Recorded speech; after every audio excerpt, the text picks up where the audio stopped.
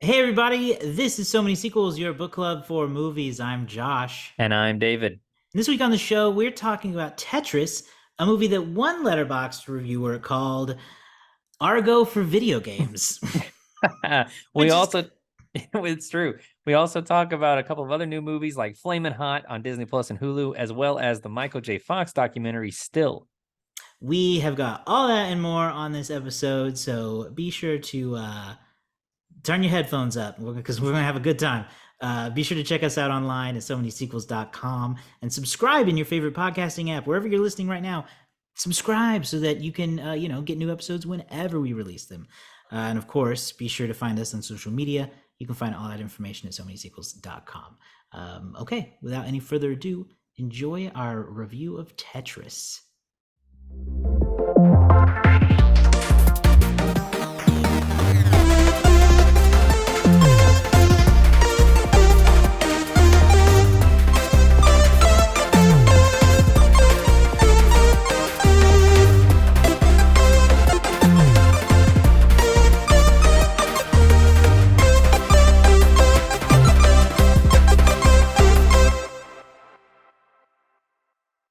Yeah, so I watched Flamin' Hot over the weekend, Oh, which is out now on Hulu and Disney Plus. It's a Fox Searchlight film. It's one of those indie ones.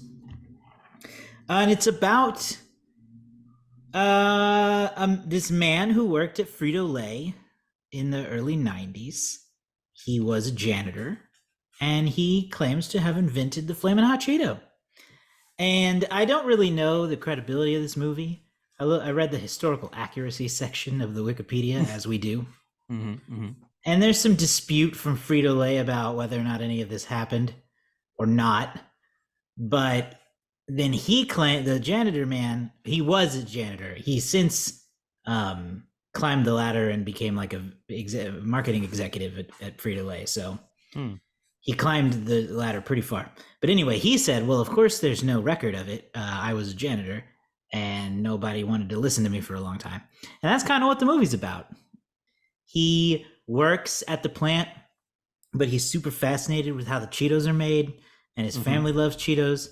But he is also he's Hispanic. Lives in a Hispanic community, and his whole thing is like, we want spicy chips. Like, our community is underserved in the chip market, and I think Cheetos should be spicy. And so he concocts Flamin' Hot Cheetos, and the movie is about his quest to see them get made. It was interesting.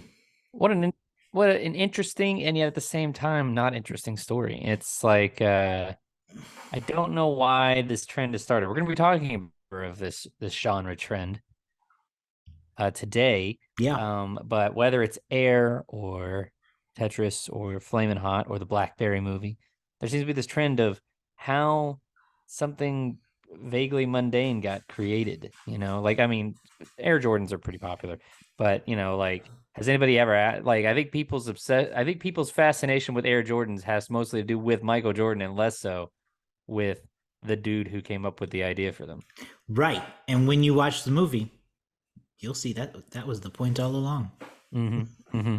But Similar, but no, you're right. There is this trend of like, they're popular products or brands, but they're seemingly mundane. Air Jordan is a shoe. Flamin' Hot Cheetos is just a chip. Tetris is a video game everybody knows, but you don't think about really how they came to be a game everybody knows, a snack everybody eats. And sometimes it's really interesting. And sometimes it's like this one, where, like you said, it's interesting, but it's not. It's like, oh, it's like the guy had a good idea and happened to be a janitor, and you're supposed to be impressed that a janitor came up with it. I don't know. Yeah, no. I similarly watched another movie, a documentary this week. I watched Still, the Michael J. Fox story. Yeah, I started that. I haven't And finished it. yeah, it is Yeah. very, very good. I think I tried to tell you before that it's if anybody who has had a plan for like a Michael J. Fox biopic, their plans are in the toilet now, because this is like the best. This is better than what a biopic would be.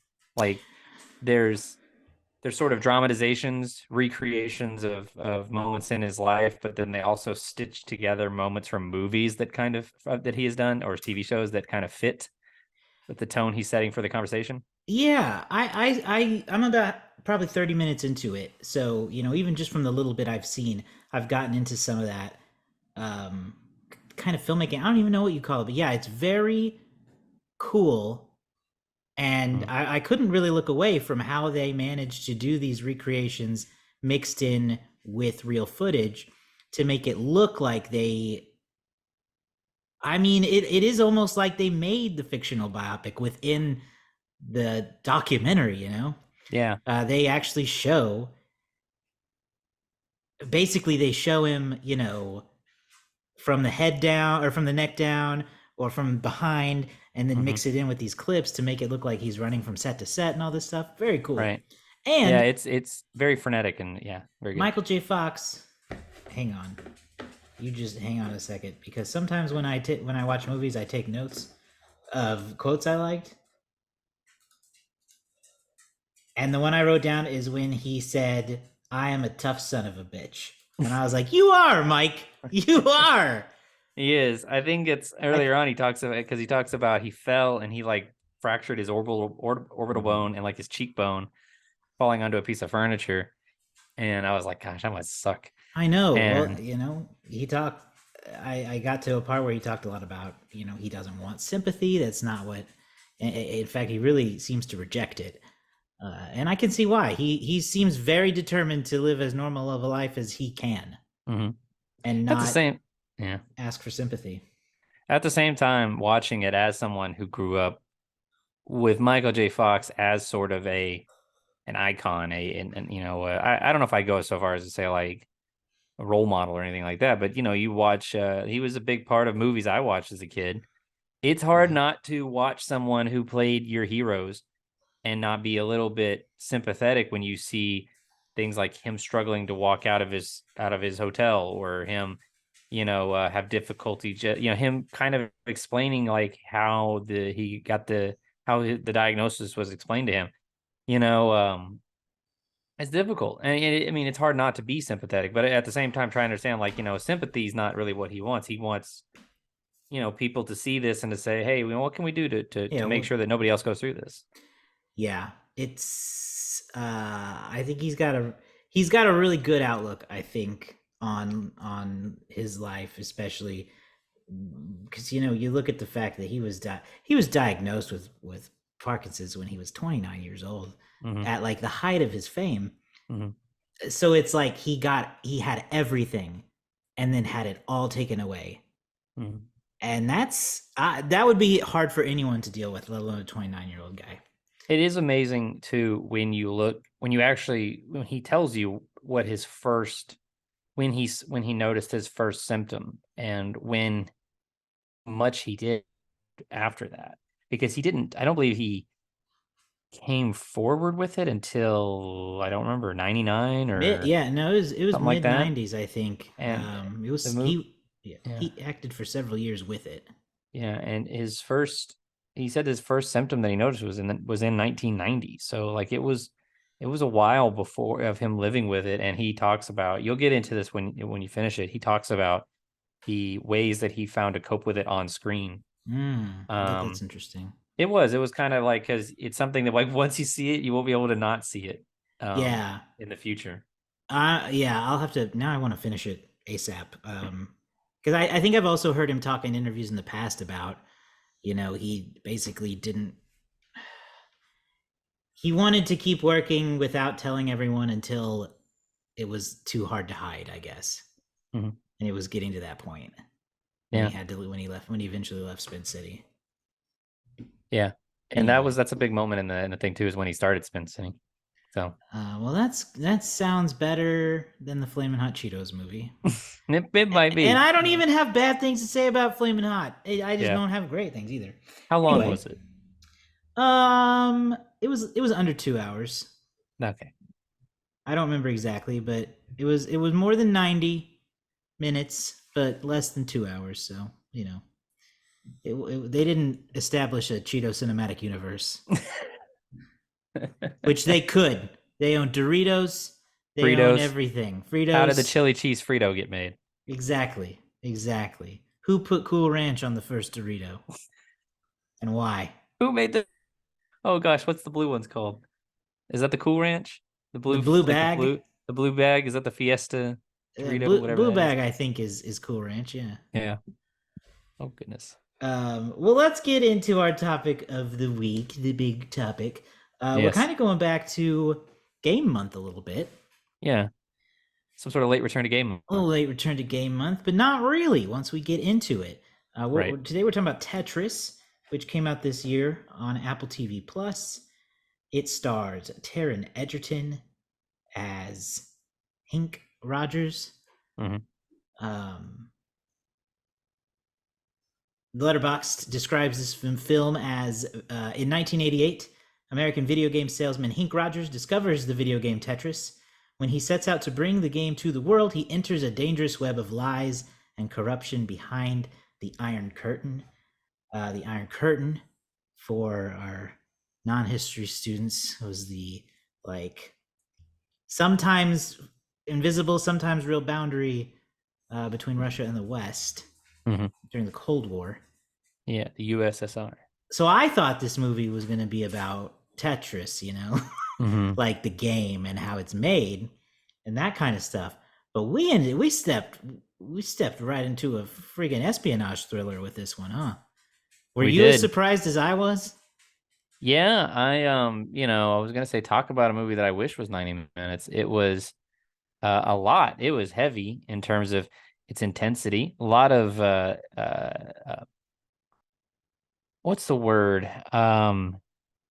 Espionage, yes, but it was a lot of subterfuge and contract signings and negotiations and a web of lies, and it was very so it was much more a movie, I think, about the fall of the USSR in many ways, more so than it was the creation of Tetris. It was about sort of what Yes. Tetris represented in Soviet Russia, Tetris brought down the Soviet Union. It's what we learned today. as as this movie that seems to imply, Well, or at so least it seems like it would be so like such a mundane business deal in any other time period, I guess. yeah. But you've got uh Taron Egerton as this man who feels that he has discovered Tetris. He Mhm. discovers Tetris at a I don't know what you call it. It's like a game convention, but not the Yeah. kind that we think of today. Yeah. um, um, It's like a casino con, It's like yeah, like have they're this in your selling new their new casino. products and new games. Yeah. So he's fallen in love with this game instantly and is determined to get the publishing rights for his company. Hmm. Um, and that leads into this web of madness because of the fact that Tetris was designed or developed by a Russian developer. Hmm. So, because of the status of the Cold War, chaos. Chaos. Normal business deal turns to Yes. chaos. Yes. It's I guess just my initial reaction is that I'm very mixed on the movie Mm. because I feel like I could not at no point by the end of the movie was that I come fully to grips with this sort of tonal feel for the film. Like it felt like an SNL sketch come to life, It from Taron's mustache to the sort of like everything seemed so self-serious, and then you really think about what they're talking about and you're like, I just kept expecting Bill Hader to go, you know, and now from the people who gave you from the people who brought you asteroids. It does seem It's like it could have been better maybe if they had leaned into a comedy. yeah, but Like it I felt appreciate the spy thriller narrative, mhm. but maybe the premise is ridiculous enough to have leaned into comedy a bit. Because it is a Yeah. ridiculous premise, even though it's real life. Yeah, even though it's real, like I mean, there have been other movies that have taken real life instances and sort of played to the comedy part of them. The idea that there would be this much, like this degree of inner political turmoil about a video game, about, especially in the 80s. Right. That the idea that Gorbachev would even be made even Even made remotely aware of it. aware Yeah. is if true, laughable in its own sense, right? So I mean, Of like, course. I'm surprised Gorbachev, wasn't played by Will Ferrell. That's how it would have been. But at the same time, I do think that it was done well. Like, I think it was shot well, and I thought that Mhm. when they wanted me to be kind of scared, I was a little scared. Um, there were some other things that I didn't really care for. They did a lot of scene transitions that were being 8-bit, and while that was kind of Yeah. cool at first, it wore thin by the end. I was like, I'm tired of these 8-bit transitions. They're just kind of too much after a while. Yeah. I think all the actors did a fine job. I was actually kind of pleasantly surprised or impressed with this guy Nikita Yevramov, who played Alexei. He played the guy who created Tetris. But yeah, I don't know. It was a weird movie tonally. What do you think? No, I think I completely agree with you on this one. It is. I also am feeling mixed about it. It's it's competent, right? Like it's well made. Hmm. The performances are pretty good, but something about it is like it, it's like they didn't make it interesting enough. Maybe Hmm. I don't It. know. I don't know how else to explain it because I also found myself being like not really feeling like the stakes were all that high. Hmm. So it made it hard for me to get really invested And it just felt like because I it never was. truly felt like they were in danger. Oh, I mean, like, I did a little bit, but I was like, it's kind of laughable that the Russians would be this mean about this. I mean, it was the Soviet Union, I know. It felt like it was portraying the USSR very stereotypically. And Sure. I'm not trying to come to their defense. It was just cartoonish at times how deceptive and twisted they were being. Uh and it's a foreign trade thing. Yeah, yeah, yeah. But I mean, also, I don't know, just the back and forth of the negotiations. I was like, golly, is this gonna be the whole movie? Is just these back and forth conversations like this? It just felt Yeah. like so I don't know. I feel like I'm just ragging on the movie. My wife loved it. My wife thought it was a lot of fun. Can I say something that I'm gonna hate myself for saying? Yes, please do. I feel like it needed more star power. Oh, okay. Is Okay. that is that a criticism that has any weight to it? Not necessarily. I mean, you got Taron Egerton essentially as the biggest name in the movie. Personally, the only actor I'm aware of on the cast list. Yeah. So it probably could have benefited from some additional star power. I don't know. It's hard to Yeah. know if that's ever an improvement or not. Yeah. I mean, I think at the very least it gives you something to get excited about. I mean, Toby Jones is great. I like Toby Jones. He's in this. And he's been in a number of things. Uh, but yeah, Yes, I forgot about him. I do I know just him. every other person though was just kind of like, do I know that guy? And then my wife would look on IMDb and go, no, they've been in a few things, but I've never heard of any of these things. So it was just kind of like, I don't know. It felt like a made for streaming movie. I mean, it was. What can I say? I But you know. know what? With still a higher quality than Netflix, though. I think. Yeah, because I think that despite what I have said, I do think that the director had a vision. I'm just not aligned with whatever the vision is. Like, it just clear it had a sense of what it wanted to do. But to me, the first like 7 minutes, they kind of describe how Tetris grew to the point that it got to Henk Rogers. And I was like, that felt to me like the most interesting part of the story was Tetris being invented by some guy in Russia at his computer, and then it growing in popularity so much that this company bought the video game rights. I was like, that feels like that could have been your first half of the film. Instead, it's That like the opening bit. I agree that is the better angle for a story like this. I want. At I least the more yeah. traditional one, I yeah. would like more of explaining why Tetris is a big deal. Don't just assume we know. Mm-hmm. You know, and I feel like they could have done a better job. Yeah, I because also felt surprisingly, like yeah. there was a lot there were a lot of parts that I wanted to see more of concerning Nintendo, Mm-hmm. especially because that's such a pivotal time period for Nintendo as a company as well. And Mm-hmm. we get glimpses of it, right? I mean, we get the sneak peek at the Game Boy, Mm-hmm. and we get Taron's character basically convincing them to box the release of the Game Boy with Tetris instead of Super Mario Land, Mm-hmm. which in hindsight seems like a crazy decision. It Um, is, yeah. it makes sense today, but Because I would have bet on Mario even yeah, then.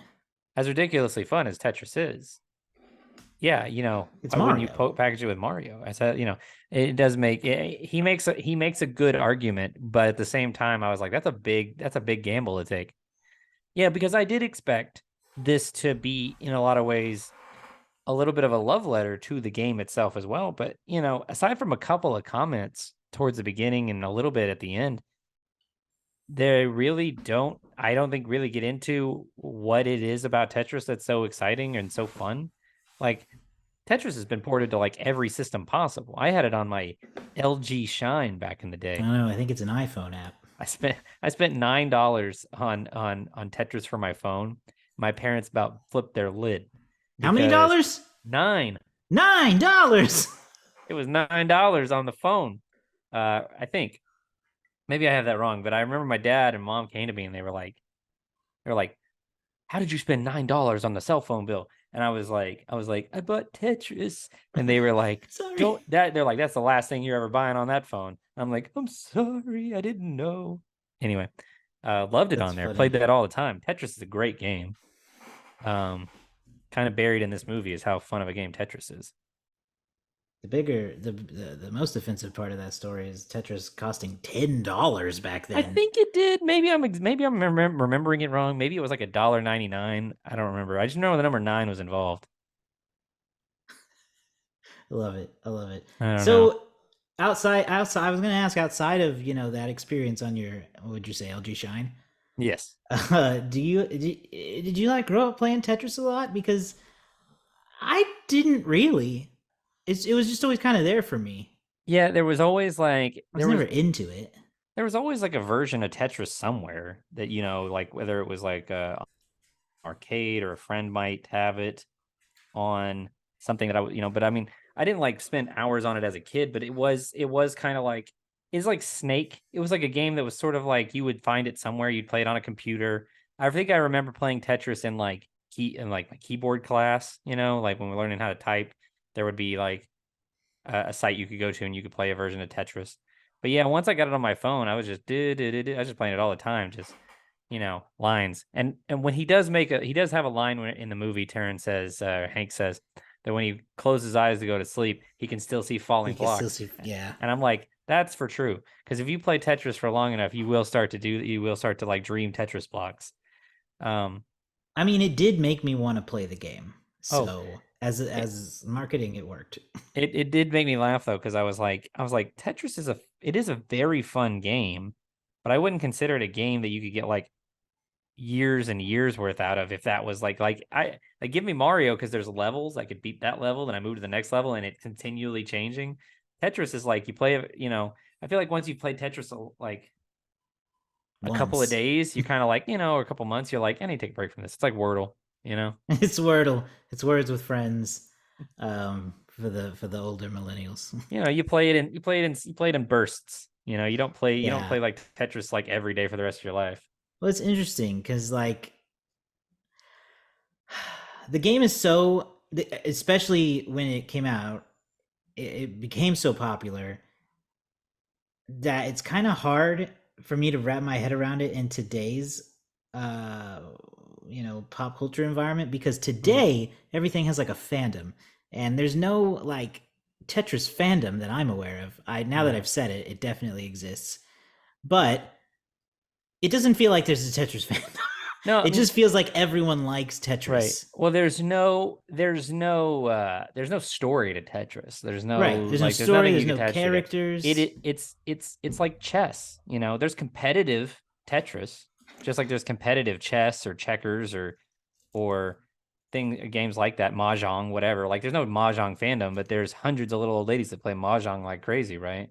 There's competitive Tetris, and Tetris has been, like I said, it's been ported. It's on the Xbox, PlayStation, Xbox 360, Xbox One. It's on phones. It's on Game Boy. You know, like any platform that has been created. That new what's that new freaking Apple? What's the Ready Player Apple Yeah. device? Apple Uh, Vision. Tetris will be on that day one. I can That would be guarantee wild. there will be a I'm just Tetris on it. You're just doing it with your organizing blocks eyes. with my eyes. There's nothing insane about that. Rotate them. You flip your eyes. You get some serious eye exercises. Your hand-eye coordination will be impeccable. It will be on there immediately. I can guarantee. I mean, Um, that one works without a controller. You know, you get mhm, your fingers. So mhm. now I'm seeing myself like taking the bricks and like, And you want to drop it fast, you just like go like that or something like that, and it drops them. I can feels see very it. stressful. It does. I mean, that is Tetris feels really stressful when you accidentally you're stacked up real high and you're like, oh, I need a long skinny block right now. I don't know what it's called. I'm not that in tune, but yeah, Tetris just works because of its universality, or universality. I don't know. Is that the right word? It's universal. Anybody can Yeah. understand Tetris after you start playing it for a minute. So, the fandom is the sense that, it's like I feel like there's other similar. Like, it's like Pong. Hit it with the paddle, you know what you're gonna do. So, Right. Right. you know, that said, this movie is, I don't know, it has a puzzle component to it. They're trying to figure out how to get these rights. But then Right. I felt like I needed spark notes by the midway point because I was like, I have lost track of who has what rights at this There's point. a lot of players involved, a lot of companies from a lot of countries, Mhm, and a lot of like splicing around of who gets rights for what. Like mhm, Japan gets PC rights, you get console right. Like there's a mhm, lot to keep track of, and yeah, without a Spark Notes, it can get kind of hard to follow, and also mhm, it gets a little difficult at that point to care, um, mhm. just because it feels like so much talking. Yes, yes, and at the same time, the characters themselves are very like, I don't know. I feel like they're very hard to get beneath what the surface level of them is because everybody, especially on the Russian side, everybody has like a subterfuge going on where they're not really who they pretend to be.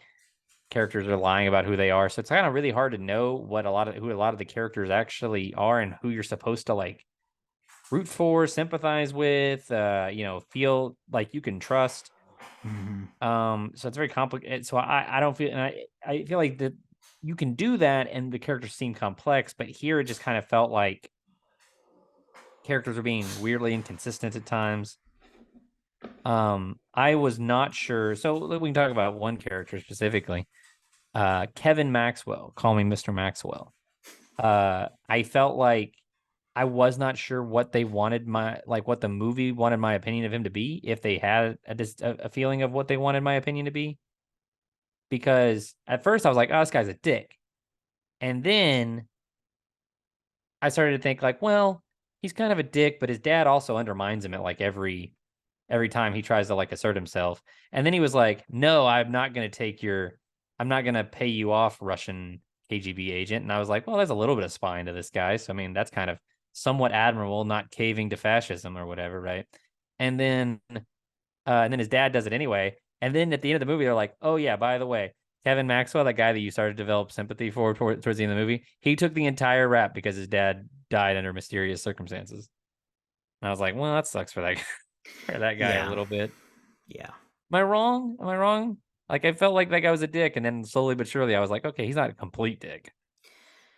No, I guess that's true. I don't know. I didn't get too terribly invested in most of the characters. I have to say, like other than Hank, Yeah. um, but again, it just comes back to I don't know. The stakes didn't feel right for me. I guess Yeah. Yeah. so. I don't even know. I feel like we've been hard on the movie, which Yeah. happens. It happens a lot in movies where we're like, it was okay, Yeah, because like I feel like because it there's was nowhere to go. okay.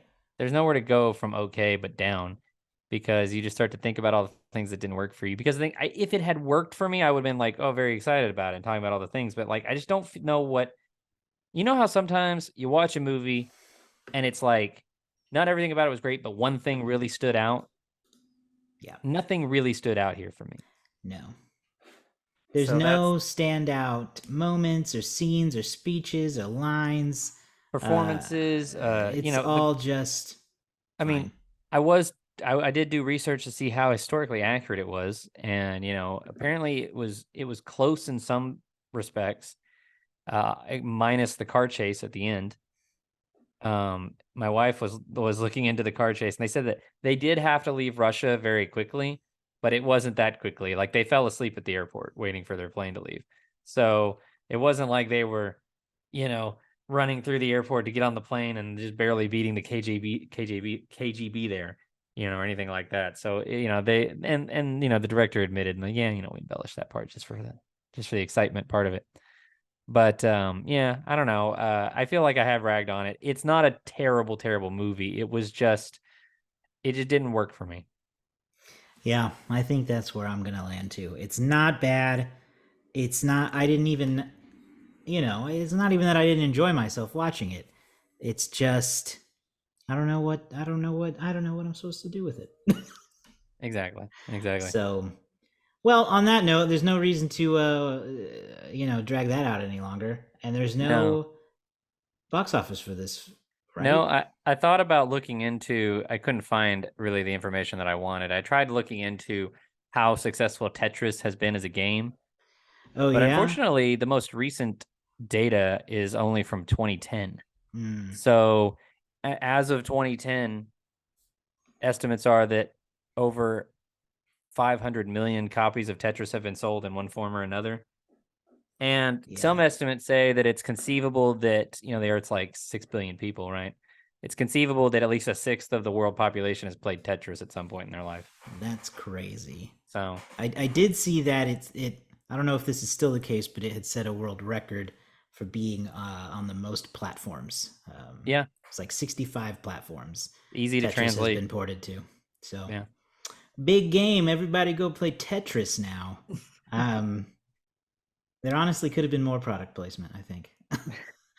Yeah. um, They couldn't, the worst part about this was there was not that many Apple products in the 1980s, so they couldn't really insert they themselves couldn't into give every other Hink an scene. iPhone, yeah, to give a close up.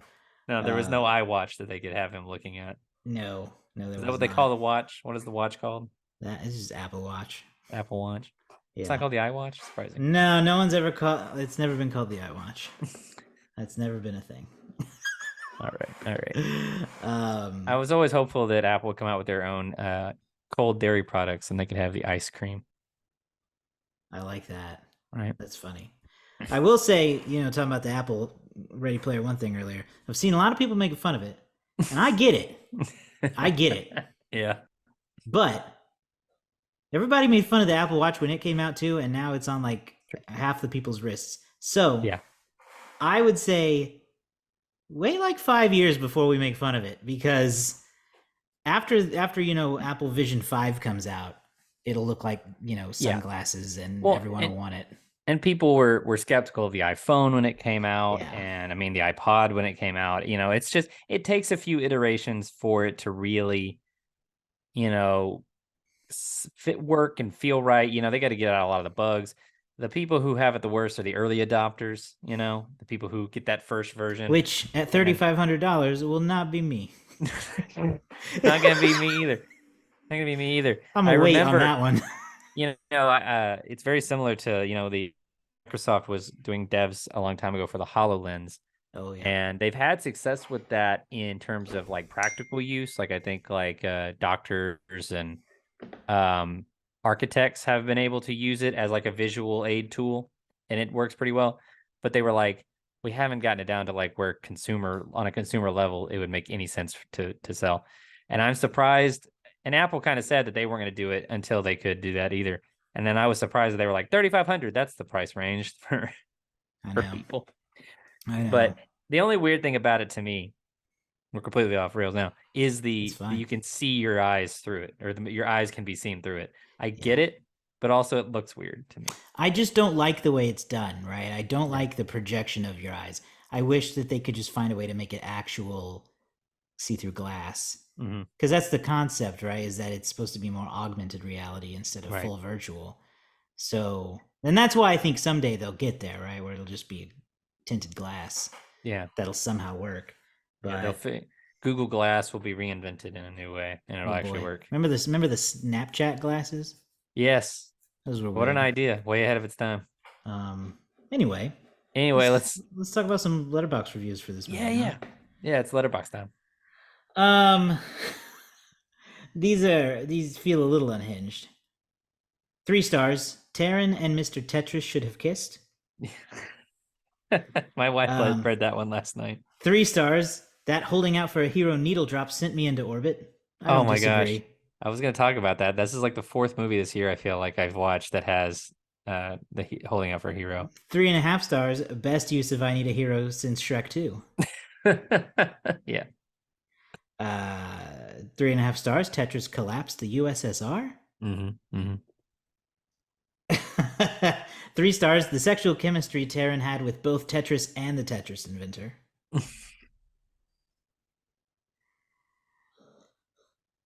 And then finally, they didn't even rate this one, but it is a solid question. Why does this movie have a car chase? Yes. Why? So there we go. I would say those also feel like mixed reviews. That's just my opinion. I'm gonna guess. You know what? Gosh, I don't know what's the better event. I'm gonna go first. That way you can decide to go on either side of me. That's true. I'm gonna guess 3.1. Okay. Well, I feel. Oh gosh, my instinct was to say I feel like you made this easy for me, but then I started to doubt myself as it went along. But I am gonna bet under you and pick 2.8. And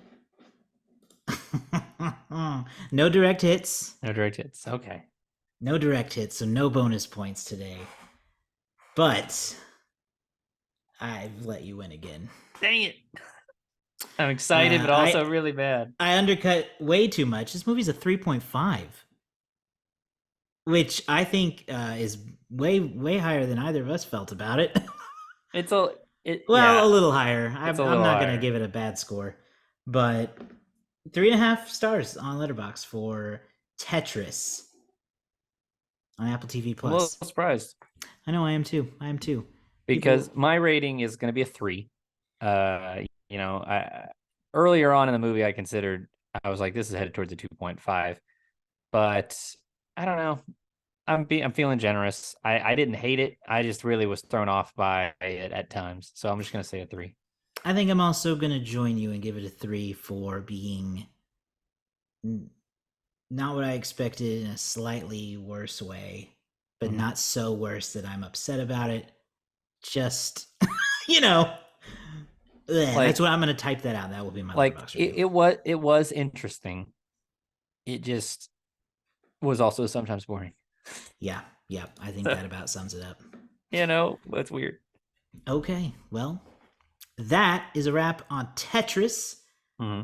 Be sure to watch it on Apple TV Plus and let us know what you think of it by checking us out on social media. You can find links to all of those places at somanysequels.com, where you can also find a back catalog of all of our episodes. You can go back and listen to our other game-themed episodes just from April of this year. So go do that, and of course, subscribe to the show wherever you get your podcasts, and or on YouTube to see the video version. All right. We'll see y'all next time. Bye.